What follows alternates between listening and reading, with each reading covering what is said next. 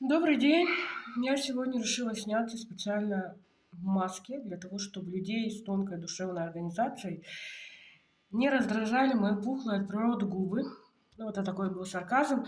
А так, если серьезно, я дозвонилась до авиакомпании Якутия, да, и их представитель сообщила, что в этом году было выделено субсидий намного меньше, чем в прошлом году. Поэтому, естественно, субсидированных билетов в разы меньше.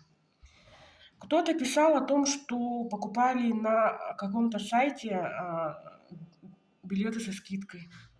Это, скорее всего, были даже не субсидированные билеты, а билеты представителей, дочки "Аэрофлота". Там какой-то лоукостер стал сейчас летать с пересадками через Иркутск, там Красноярск, да. Прямых рейсов, со скидкой нет уже до начала июля. Вот я спрашивала, уже даже на начало июля субсидированы, сейчас билеты просто не купить. Поэтому, наверное,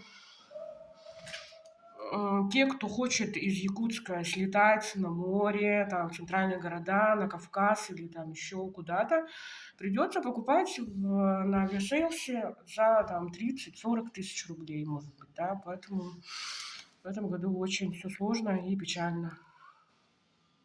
Если кто купил, пожалуйста, друзья, коллеги бывшие, напишите мне в WhatsApp или где и какие скидки идут. Но не лоукостером, дочки. Я летала в Москву как-то за 8 тысяч зимой покупала билеты.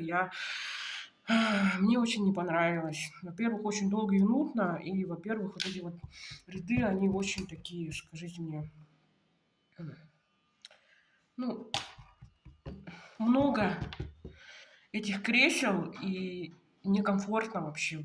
В ряду там у них то ли 8 мест, ну вот ряд там, да, F какой-то, и получается 8 посадочных мест. И очень некомфортно летать. Все вот так вот впритык, узко, между проходами, там ноги так не поставить, поэтому как бы не хочу я. И не кормят вообще. Хотя Якутия, как бы мы не жаловались, у них очень хорошее питание, и, в принципе, обслуживание у них нормальное. Поэтому так.